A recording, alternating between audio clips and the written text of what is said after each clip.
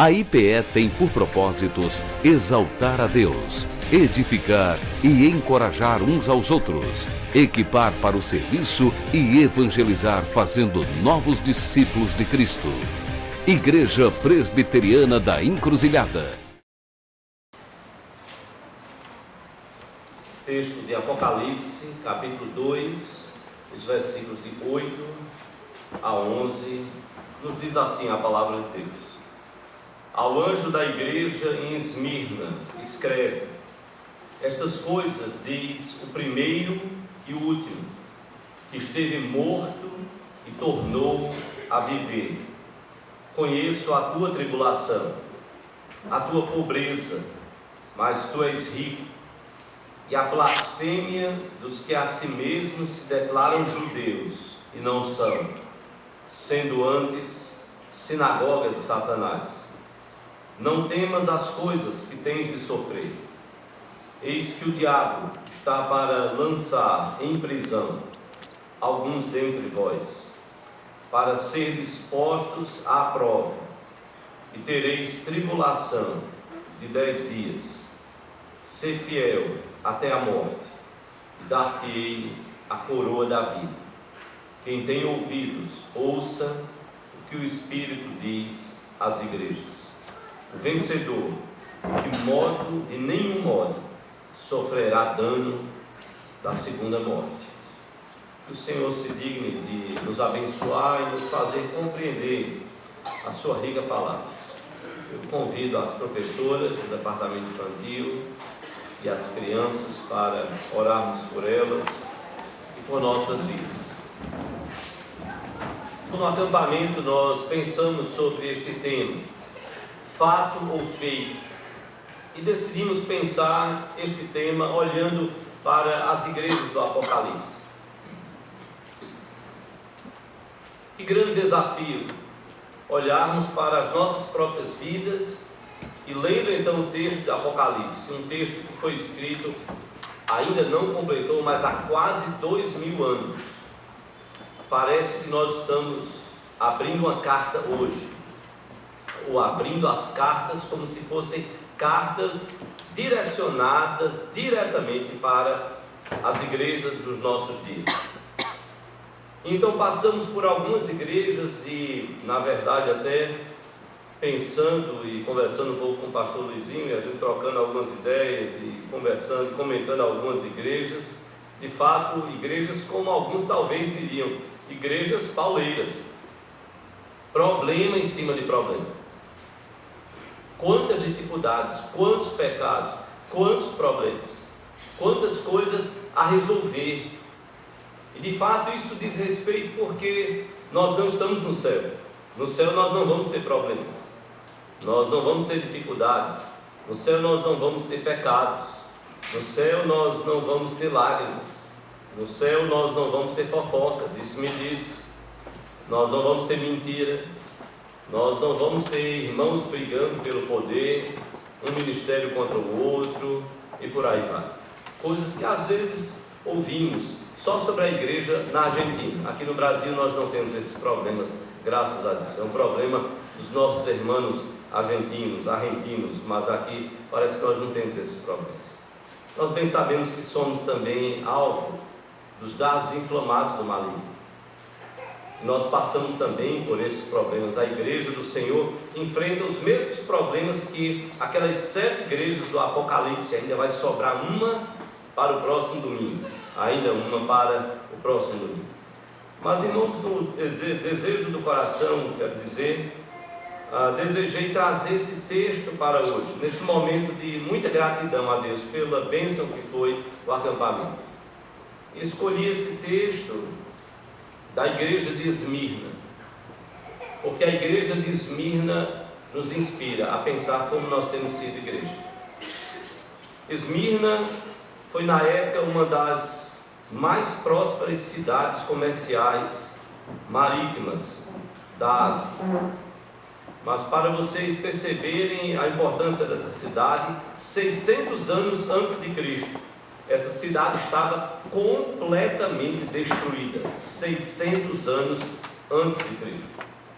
E todas essas igrejas do Apocalipse, elas ficavam e ainda ficam não mais como igrejas, mas como cidades e algumas localidades, alguns sítios arqueológicos na Turquia Ocidental, na Ásia Menor. Esmirna, 600 anos antes de Cristo, era uma cidade completamente destruída, em cinzas e ruínas.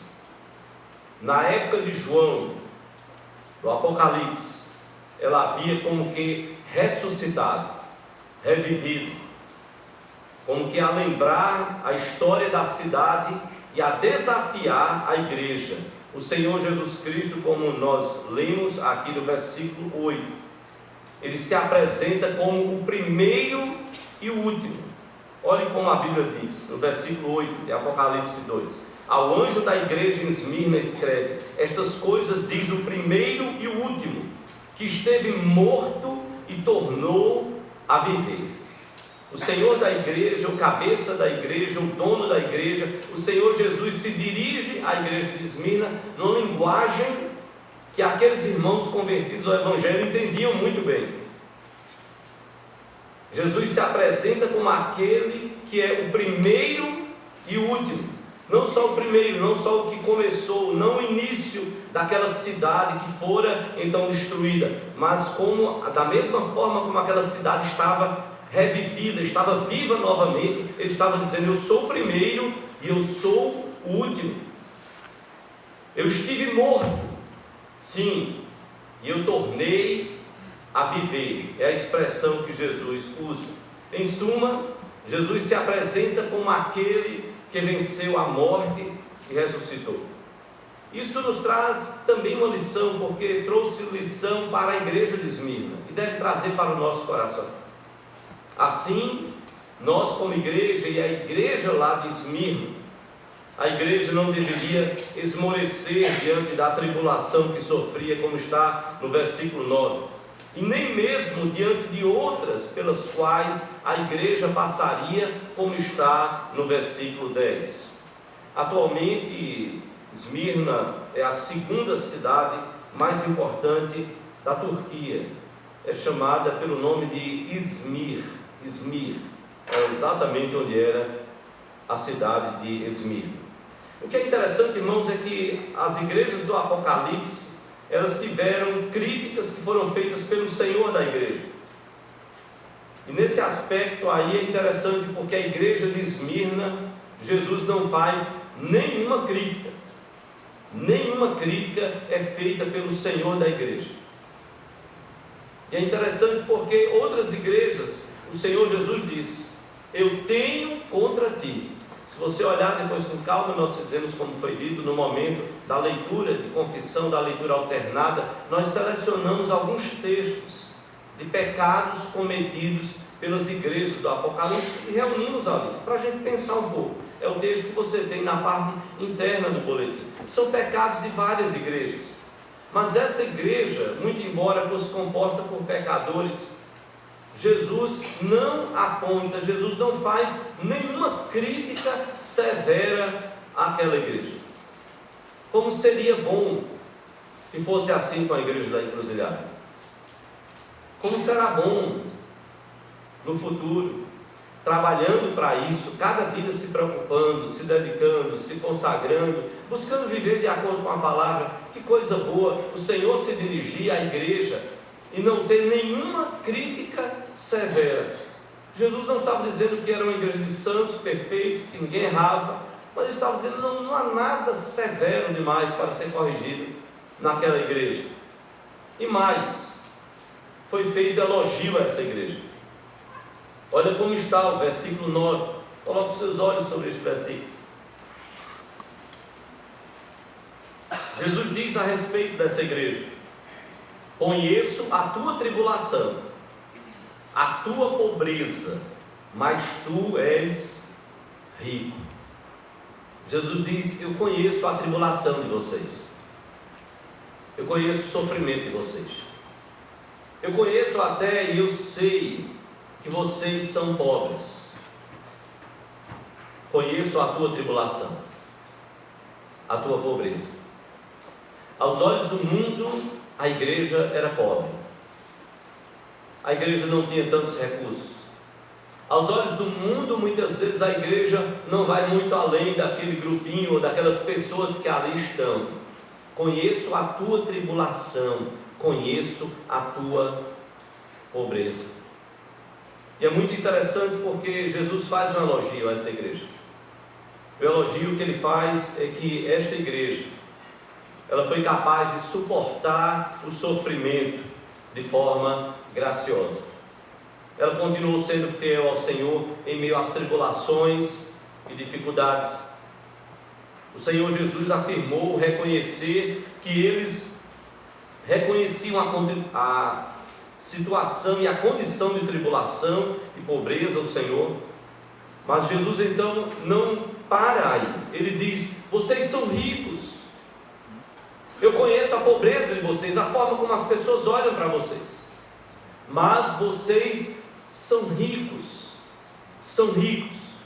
É muito interessante porque, diferentemente da igreja de Laodiceia, enquanto a igreja de Esmirna, ela se via como uma igreja pobre, e é o Senhor quem tem que olhar para ela, é o Senhor que como que tem que levantar a autoestima dela e dizer: olha, eu sei que tu és pobre, você está tendo uma visão que você é pobre, mas tu és rico.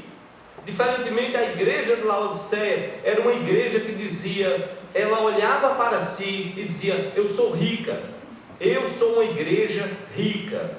E o Senhor dizia: não, você não sabe quem você é, eu conheço você. Conforme nós lemos no próprio texto, a igreja que se dizia rica era uma igreja pobre. Nem sabe que tu és pobre, sim, miserável, cego e nu. Você está desprovido de tudo, está exposto a tudo. Você se acha, mas você não é. Era o problema da contradição que aquela igreja vivia, como está lá em Apocalipse 3,17. Mas a pobreza, irmãos, da igreja de Esmirna foi uma pobreza destacada, e uma pobreza até compreensiva para a perseguição que aquela igreja viveu. A pobreza material daquela igreja se devia a pelo menos 3 fatores ligados à perseguição pela qual a igreja passou, a igreja de Esmirna. Eles sofriam por conta do confisco de bens dos cristãos, que por não adorar ao imperador eram presos, e os seus bens eram confiscados pelo Império Romano. Eles sofriam, os cristãos de Esmirna, por conta de saques às suas posses. Muitas vezes pais de família que eram presos tinham as suas famílias expostas, e elas sofriam então aqueles ataques de pessoas que queriam se apossar das posses daquelas famílias que agora estavam um tanto desprovidas de segurança. E os cristãos também de Esmirna sofriam pelo ambiente hostil, que dificultava o cristão ganhar a vida. Era difícil ser cristão naqueles dias. Mesmo assim, a igreja de Esmirna permaneceu fiel, e ela foi desafiada a permanecer fiel até o fim. É interessante, se você olhar para o início do versículo 10, convido você a vê-lo.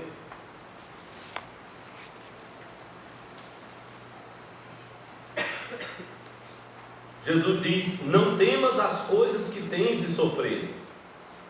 Não temas as coisas que tens de sofrer. Eis que o diabo está para lançar em prisão alguns dentre vós, para ser dispostos à prova, e tereis tribulação de 10 dias. Ser fiel até a morte, e dar-te-ei a coroa da vida. A palavra do Senhor para aquela igreja, que aos olhos dos homens era pobre, e até aos próprios olhos era pobre materialmente, mas o Senhor dizia para essa igreja: vocês são ricos, vocês têm um testemunho a dar, e vocês estão dando esse testemunho, vocês não estão negando o meu nome, vocês não estão blasfemando, vocês não estão vivendo de forma ímpia, como as outras igrejas estavam fazendo. Vocês não são uma igreja que tem nome que está viva, mas está morta. Não, vocês estão vivos. E não é a questão material a questão central da vida da igreja. E então o Senhor se dirige a essa igreja dizendo: sejam fiéis até a morte. Ser fiel até a morte. Os cristãos não deveriam temer a perseguição, mesmo que resultasse na sua morte. Mesmo que resultasse na sua morte. Há testemunhos tão belos na história da igreja. Inclusive, a tradição fala que Pedro, quando foi levado para ser crucificado, diz a tradição que a sua esposa passou na sua frente para ser também morta. E diz a tradição que ele disse para ela que ela não negasse ao Senhor. E se for verdade mesmo, irmãos, a gente parar e pensar, um servo de Deus, um apóstolo que negou ao Senhor Jesus Cristo por 3 vezes, agora vendo a sua esposa sofrer, e o que vem ao seu coração é: não negue o nome do Senhor. Não faça isso. Para alguém que teve a experiência como Pedro, de ter negado a Jesus, de ter negado o seu nome, poder testemunhar a tantas pessoas, não só a sua esposa, mesmo que não tenha dito. Imagina quantas pessoas, quantos e quantos, de se aproximarem de Pedro, de terem a oportunidade de conversar com ele. E imagina você chegar lá junto de Pedro como cristão. Você teria coragem de chegar para ele e dizer: ô Pedro, deixa eu dar um abraço para você. O que você diria para ele? Ou você olharia para ele e dizia: você é o Pedro? Tá certo, eu já ouvi falar de você. Você foi o cara que negou o meu Senhor, não foi isso 3 vezes? E você como ficaria ouvindo uma palavra dessa? Que estímulo, que ânimo você teria para prosseguir? Quando os seus pecados são evocados ali, chamados à tona, à superfície, os pecados que o Senhor lançou lá nas profundezas do mar. Nós não temos nenhuma declaração do perdão de Jesus, claro, nenhum registro de declaração. Então o Senhor Jesus, olhando para Pedro, disse: eu te perdoo. E por 3 vezes disse assim Jesus. Não tem nenhuma declaração dessa nos evangelhos. Mas tem a pergunta: Pedro resultasse na morte. Os judeus rejeitaram o verdadeiro Messias, a Jesus, chegando mesmo até a blasfemar contra o Senhor. O próprio apóstolo Paulo levou cristãos, levou judeus convertidos a Cristo, arrastou-os pelas ruas e levou-os presos, levou-os às prisões, com ordem do Sinédrio, para perseguir os seus próprios compatriotas que estavam entregando as suas vidas ao Senhor Jesus Cristo, sendo convertidos ao Senhor Jesus Cristo. O versículo 9 nos diz, quando o Senhor fala: conheço a tua tribulação, a tua pobreza, mas tu és rico. E aí então o Senhor Jesus diz à igreja de Esmirna: eu conheço também outra coisa, igreja. Eu conheço a blasfêmia dos que a si mesmos se declaram judeus e não são, sendo antes sinagoga de Satanás. A sinagoga, irmãos, era um local de reunião civil e religiosa do povo judeu. Era um lugar como que a casa do conhecimento, de ensino. Era um lugar quando os judeus principalmente não tiveram mais o templo, quando o templo foi destruído por Nabucodonosor, quando em outros momentos então não tinham mais o templo na época de Jesus. Os judeus então se reuniam nesses locais chamados de sinagoga. Era um local de ensino, de aprender a lei, de se reunir para adorar, porque eles não tinham mais o templo. O templo que Salomão construiu, que Davi quis construir e não foi permitido, eles não tinham mais aquele templo. E com o templo destruído, eles então, não podendo edificar o templo em outro lugar, não tendo ordem de Deus, eles então edificaram essas casas de ensino, essas sinagogas. Na época de Jesus, fala-se que pelo menos em Jerusalém já havia mais de 200 sinagogas, de tantos e tantos e tantos, e milhares de judeus em toda aquela região. Mas a sinagoga, que era para ser um lugar de ensino da palavra, diz então o Senhor, o próprio Senhor diz: eles se disseram judeus, mas eles não são os verdadeiros judeus, eles não são os verdadeiros israelitas, não, eles não são. E é o Senhor quem diz à igreja. Eu sei que eles se diziam judeus e que eles disseram então que estavam reunidos na sinagoga. Não, eles não são verdadeiros judeus. Na verdade, eles são sinagoga de Satanás. São falsos, são mentirosos. Eles não creem no Messias. Era isso que Jesus estava então falando para a igreja de Esmirna. Vocês não. Vocês mantiveram firme o testemunho. Vocês foram perseguidos, mas não negaram o meu nome. Sim, vocês permaneceram fiéis. Continuem assim até ao fim. Denominavam-se eles, aqueles judeus, sinagoga do Senhor. Do Senhor. E aí o Senhor diz: não, eles não são meus. Na verdade, eles são uma sinagoga de Satanás. Eles não estão se unindo à minha igreja para proclamar o Evangelho. Não, eles são sinagoga de Satanás. Eles difamam e perseguem a minha igreja. Quando Paulo foi lançado do animal ao chão, você lembra do que o Senhor falou para ele? Saulo, Saulo, por que me persegues? Então Paulo, ali assustado, vendo aquele clarão, ele diz: quem és tu, Senhor? Escuta a voz. Quem és tu, Senhor? Eu sou Jesus, a quem tu persegues. Jesus estava dizendo: perseguir a minha igreja é perseguir a mim mesmo. Por isso que o Senhor diz: eles a si mesmos se declaram judeus e não são, sendo antes sinagoga de Satanás. Não é uma casa do Senhor, é uma casa de Satanás. Os judeus acusavam os cristãos de não adorarem ao imperador e de servirem unicamente a outro rei. E esse rei era Jesus. Era disso que os cristãos eram acusados. Aquele pessoal ali, eles não adoram ao imperador, eles são traidores do império. Sabe por que o nosso império está sofrendo? Porque estes cristãos aí, eles não adoram o imperador, eles não adoram os nossos deuses, e os nossos deuses estão se voltando contra o império e castigando o nosso império por causa daquele grupo. Perguntem a quem eles adoram. E o cristão era checado nisso, era conferido nisso, era confrontado. A quem vocês adoram? A Jesus.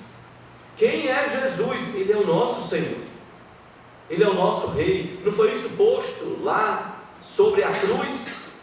A palavra de Deus nos diz que Ele é o Rei dos reis e Senhor dos senhores. Os cristãos eram acusados disto, mortos, presos, por conta da sua fé no Senhor Jesus Cristo. A adoração era tão grande em Esmirna, que ao imperador, que no ano 26 a.C., ela foi a única cidade do Império Romano autorizada a construir um templo ao imperador Tibério. A única cidade no Império, diz a história, que foi autorizada a construir um templo ao imperador Tibério. Já parou para pensar o que era ser cristão naquela época? O verdadeiro judeu, ele reconhece a Jesus como seu Senhor e Salvador. O verdadeiro judeu, ele israelita, eleito de Deus, ele confirma que a verdadeira circuncisão não é a da carne, não é a do excesso de carne, do pênis, do órgão genital masculino, que era praticada a circuncisão. A verdadeira circuncisão, como Paulo diz em Romanos, é a circuncisão do coração. Do coração. Não é da carne, não é raça, não é a religiosidade exterior, nada disso. Isso não é a verdadeira circuncisão. Se diziam sinagoga do Senhor, e o Senhor mesmo dizia: eles não são meus, eles são sinagoga de Satanás, porque se eles fossem meus, eles estariam se unindo à minha igreja. O apóstolo João entendia que o diabo, no versículo 10, e declarou isso, que era o diabo quem estava movendo essa perseguição. Olha o que nos diz no versículo 10: não temas as coisas que tens de sofrer. Eis que o diabo está para lançar em prisão alguns dentre vós, para serem expostos à prova, e tereis tribulação de 10 dias. Era o diabo quem estava movendo essa perseguição contra a igreja. Judeus e autoridades romanas não estavam agindo simplesmente por um coração desviado de Deus. Mas João tem a clareza e a revelação de Deus, dizer que quem está por trás de tudo isso é o diabo querendo vencer a igreja. É ele quem está lutando contra a igreja, para destruir a igreja. É ele quem está movendo esta perseguição contra os cristãos. E mais, que esta mesma perseguição, ela seria local, e é por isso que ele diz, que João diz: eis que o diabo está para lançar em prisão alguns dentre vós. João estava sendo específico, ele não estava falando de uma perseguição que estava acontecendo no restante do mundo, não estava sendo específico, é no meio de vocês, é aí no meio de vocês, sendo direto para aquela igreja, estava prevenindo, estava também dizendo: quem está por trás de tudo isso que vocês estão passando e sofrendo é o diabo. E mais, ele está para lançar alguns dentre vós na prisão, dentre vós. Mas só que João trouxe também uma palavra de alento. Essa prisão não vai ser por muito tempo. E aí é quando ele diz: e tereis tribulação de 10 dias. A ideia desse número aí é um tempo contado, é um tempo reduzido, não é uma prisão de 1000 anos, não, é uma prisão de 10 dias. Mas a bênção é que há uma promessa em meio ao sofrimento da igreja. E é isso muitas vezes, irmãos, que nos traz alento. Eu cheguei a dizer que há momentos na vida do pastor, há momentos, penso que não estou passando por esse momento agora, mas que às vezes a vontade era dizer assim: Senhor, me leve, já vivi demais, não sou digno, sim, mas por tua graça e misericórdia, Senhor, me transfira. Se fosse sozinho, não tivesse esposa, não tivesse filhos, talvez fosse até um tanto mais fácil. Essa igreja sofria por amor ao Evangelho. Esse pastor da igreja local de Esmirna sofria também em ver a igreja sofrendo. Jesus sofre por amor à sua igreja. E a igreja precisa lutar unida, não dividida. Precisa lutar unida. Ontem nós passamos 12 horas, como falei, hoje pela manhã, eu, Solange, mais 3 casais do Ministério de Casais. Um casal não pôde ir por motivo de saúde gravíssimo, seríssimo. 12 horas um treinamento para casais. E no final de tudo, quando conversava com uma das pessoas, líderes de um grupo que participamos, eu disse: olha, eu não quis me identificar, porque eu não me identificar, não nome é eu, você coloca o nome, mas função, eu não quis dizer que eu sou pastor, é pastor e tal. Eu disse: não, veja só, eu não vou nem poder prosseguir nas próximas semanas, nos grupos, nós temos grupos na igreja. Que bom, conversou tudo. E ela parou, ela e o esposo, ela parou e disse assim: pastor, nós temos que orar mais pelos pastores. Nós como igreja aqui, nós oramos muito pelos pastores. Nós oramos pelo nosso bispo, é uma igreja episcopal aqui no Recife. Nós oramos muito pelo nosso bispo. Inclusive, ano passado, se não me falha a memória, foi ano passado, o bispo Miguel Uchoa perdeu a sua esposa. Deus a levou. Depois de muita luta, tratamento de câncer, tudo e tal, chegou um momento que Deus a tomou. E eu fico pensando a dor nessa igreja, no coração dessa igreja. Mas é uma dor que tem também o consolo e o cuidado de Deus. Uma igreja que ora pelos seus pastores, cuida dos seus pastores. Nós podemos ter diferenças doutrinárias e temos, mas, meu irmão, se nós não tivermos amor, toda doutrina que a gente tem está perdida. Se não tivermos o amor de Cristo nos nossos corações. Eu ouvi isso de uma mulher, e aí então ela foi bem cirúrgica. Ela parou e disse: ano passado, pastor, nós ficamos horrorizados como igreja. Uma notícia atrás da outra de suicídio de pastores. Que coisa triste. Aqueles que deviam ser exemplo se sentem numa carga tão tremenda sobre os seus ombros e chega um momento que acham que é melhor tirar a vida do que prosseguir daquela forma. O Senhor diz: olha, a tribulação é por pouco tempo, são só 10 dias, tenham calma. Esses dias estão contados, sim, e mais, há uma promessa maravilhosa e que a palavra de Deus nos coloca. Tereis tribulação de 10 dias, sim, ser fiel até a morte. E então vem a promessa: e dar-te-ei a coroa da vida. Que palavra maravilhosa!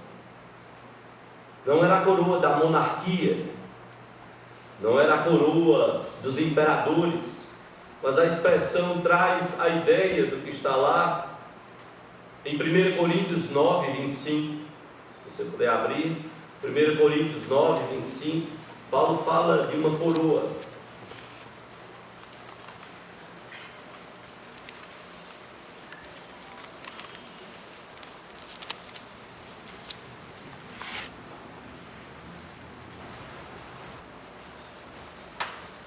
Em 1 Coríntios 9, 25, Paulo diz lá: todo atleta em tudo se domina. Os atletas, aqueles, para alcançar uma coroa corruptível. Nós, porém, a incorruptível. Paulo diz: olha, todo atleta tem uma vida de extrema dedicação, porque eles querem alcançar uma coroa. Aí Paulo diz: olha, lembrem-se, a coroa deles é corruptível, ela se acaba com o tempo.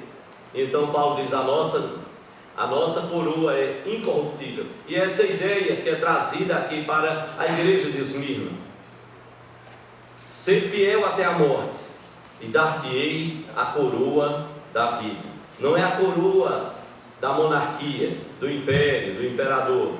É muito mais do que a coroa, incomparavelmente maior do que a coroa dos atletas. Não tem como comparar.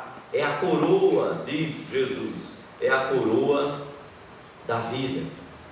É a coroa da vida. Há na história o relato do martírio do bispo de Esmirna, como ficou conhecido.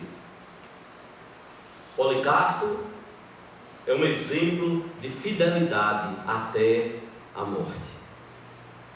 Policarpo, segundo a história, foi bispo de Esmirna. Viveu do ano 69 até o ano 156 depois de Cristo. Foi discípulo do apóstolo João e foi perseguido pelo Império Romano. A ele foi dada a possibilidade de não ser morto. Foi oferecida a liberdade a ele, a Policarpo, se ele negasse a Cristo. Está na história relatada. Está relatado na história. Se ele negasse a Cristo, ele seria liberto. Sabe qual a resposta dele? Sabe qual a resposta? Ele disse: 86 anos faz que sirvo a Cristo, e Ele só me tem feito bem. Como podia eu agora amaldiçoá-lo, sendo Ele o meu Senhor e Salvador?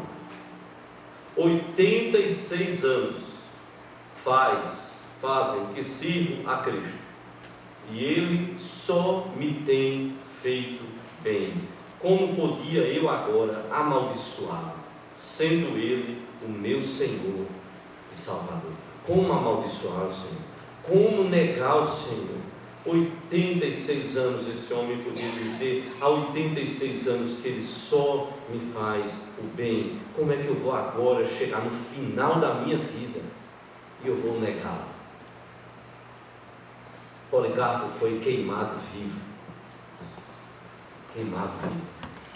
Teve a oportunidade de permanecer vivo neste mundo, mas não quis. Não posso negar.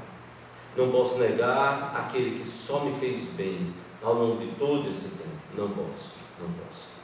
Apesar do diabo mover a perseguição, nós não podemos esquecer que até isso está no controle de Deus e serve aos propósitos de Deus. Há muito sofrimento no mundo, irmãos, e há muitos cristãos sofrendo. Eu proporia a você voltar para casa e pensar que tipo de cristianismo você está vivendo. Como você está vivendo diante de Deus. Nós vivemos num país que até o presente momento nós temos liberdade para pregar o Evangelho.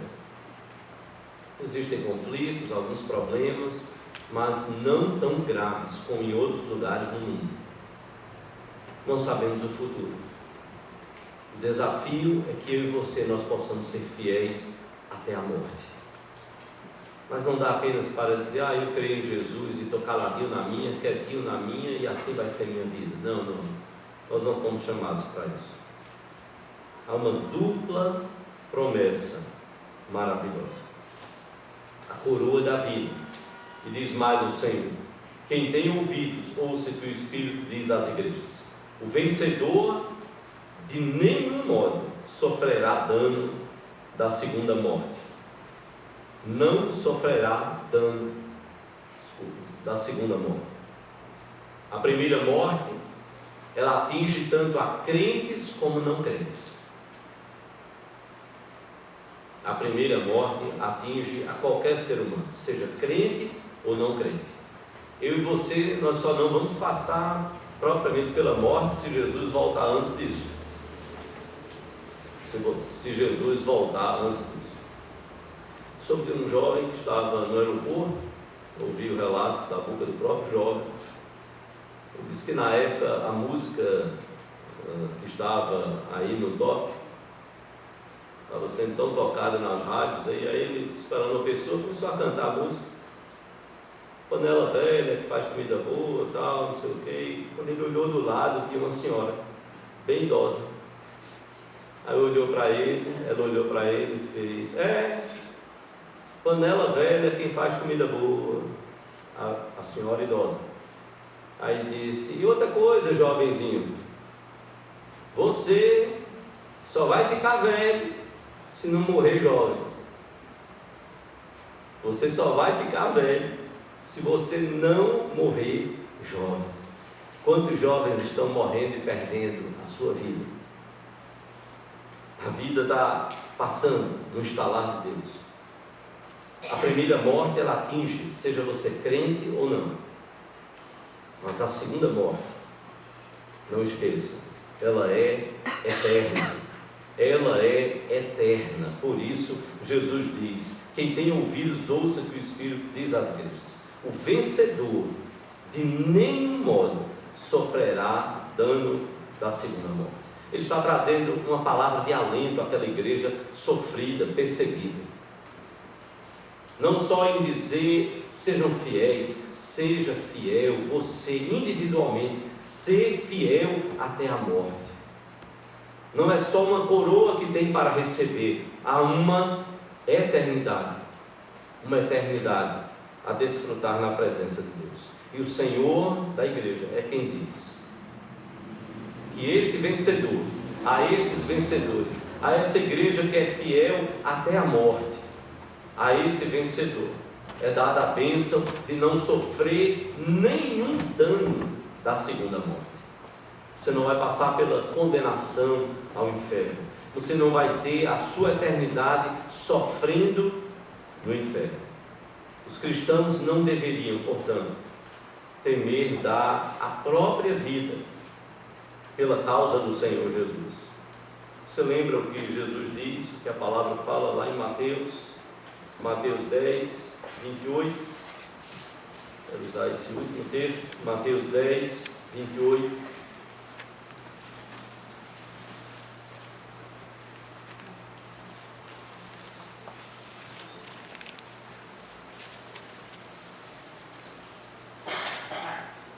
É o Senhor quem diz, Mateus 10, 28.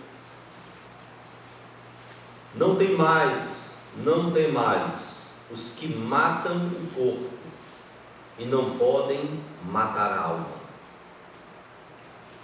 Que palavra! Não temais os que matam o corpo e não podem matar a alma. Temei antes aquele que pode fazer perecer no inferno tanto a alma como o corpo. Jesus estava dizendo: não temam aqueles que podem matar o corpo, mas não podem matar a alma. O nosso temor deveria e deve ser com aquele que pode fazer perecer no inferno, por toda a eternidade de sofrimento, fazer perecer no inferno tanto a alma como o corpo. Era e é esse o temor que nós precisamos ter. Vamos lembrar então um velho ditado, que dizia esse ditado: sem cruz não há coroa. Sem cruz não há coroa. Por isso Jesus disse: se alguém quiser vir após mim, negue-se a si mesmo, tome a sua cruz e siga. Tome a sua cruz e siga. Jesus diz à igreja de Esmirna: ser fiel até a morte. Sejam fiéis, ainda que nós venhamos a passar pela morte, e por uma morte sofrida, ainda que tenhamos que resistir até a última gota de sangue e não negar a Cristo, que Deus nos dê a graça de não negá-lo, de lembrar de Pedro, de lembrar de tantos outros que apostataram da fé. A graça de Deus foi maravilhosa em trazer Pedro de volta, em restaurar sua vida, o ministério, o sonho que Jesus então colocou no coração daqueles apóstolos e o propósito de Deus para a vida deles, de serem pescadores de homens. Que o Senhor faça assim nas nossas vidas. Eu quero convidar você a baixar a sua cabeça. Quero convidar você a curvar a sua fronte.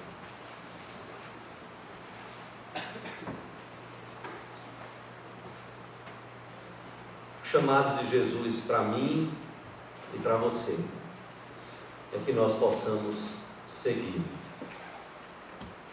possamos fazer dele o nosso Senhor e Mestre, o nosso Salvador. Quero pedir que de cabeça baixa, olhos fechados, quero perguntar se há alguém aqui que ainda não entregou sua vida ao Senhor Jesus, mas gostaria de hoje tomar essa decisão. Se alguém que ainda não tomou a decisão de ser um discípulo de Jesus, de ter Jesus como seu Senhor e como seu Salvador, alguém que ainda não tomou esta decisão, mas gostaria de entregar hoje à noite a sua vida ao Senhor da igreja, ao Senhor Jesus, alguém que gostaria de levantar uma de suas mãos tomando esta decisão? Ninguém pode tomar essa decisão no seu lugar. Ela é uma decisão pessoal, é uma decisão intransferível. Ela é nossa diante de Deus, respondendo ao chamado de Deus e a um plano de Deus desde a eternidade.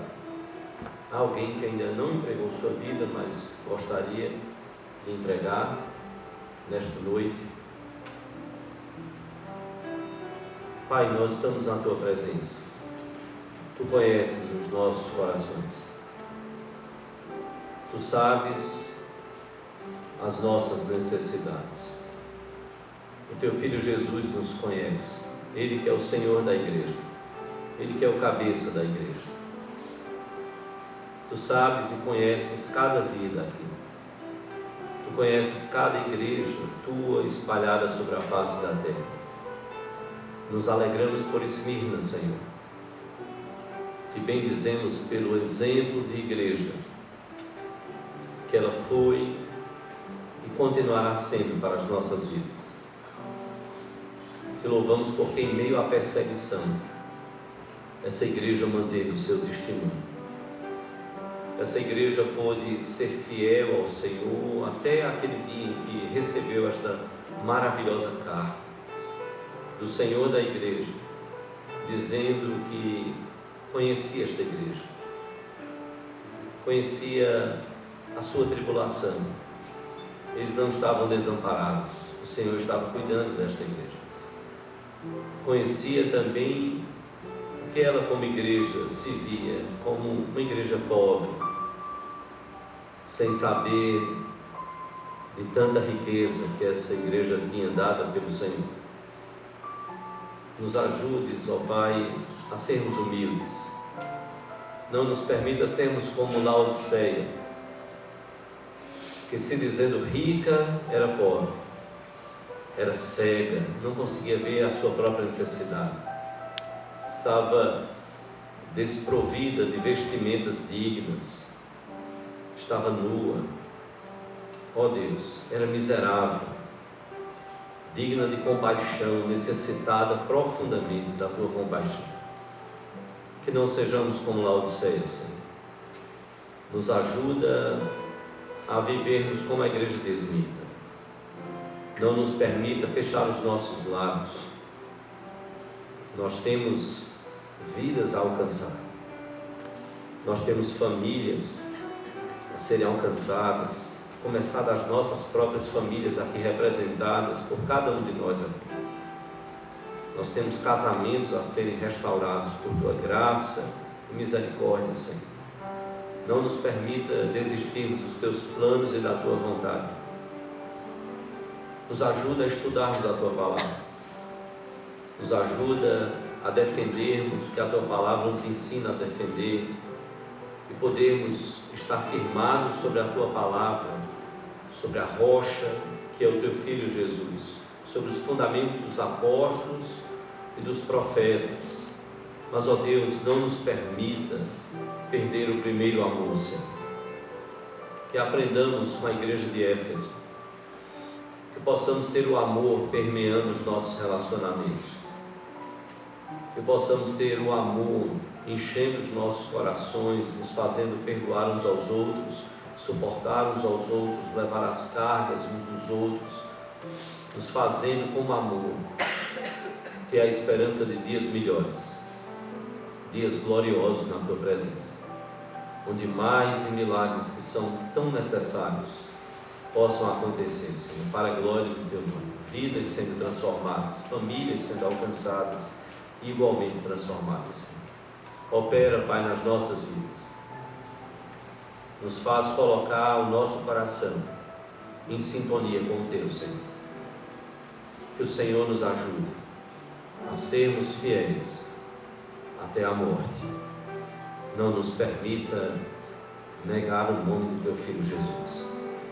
Se há algum coração aqui, Senhor, quem sabe que desejou se entregar ao Senhor, mas por algum motivo reteve esta decisão, que Tu possas mover este coração, que não saia daqui sem esta decisão. Se há algum coração aqui, Senhor, que se sente tão devedor ao Senhor, tão pecador diante do Senhor, ó Deus, que Tu tenhas misericórdia, que o Senhor possa fortalecer, que o Senhor possa nos mover na ajuda uns aos outros, no perdão uns aos outros, que possamos ser instrumentos Teus nas Tuas mãos para a glória do Teu nome. Assim como o Senhor cuida dos nossos corações, nos ensina a cuidar daqueles que chegam feridos, abatidos, tomados por tantos pecados, que possam perceber a Tua graça, o Teu favor e a Tua bênção, e sabermos juntos como igreja que o Senhor não deseja que permaneçamos no lamaçal do pecado, mas o Senhor deseja restaurar as nossas vidas. Que o Senhor possa fazer isso por graça e misericórdia, porque nada merecemos de bom do Senhor, assim como merecemos também, Senhor, que Tu peses as Tuas mãos sobre nós, e muitas vezes o Senhor não faz, por misericórdia, por este grande amor que o Senhor nos deu. Nós Te oramos, Pai, assim, no nome daquele que é o primeiro e o último, daquele que estava morto e reviveu, mas está vivo. Em nome dele, o nosso Senhor e Salvador Jesus Cristo, em nome de quem nós oramos, hoje e sempre. Amém.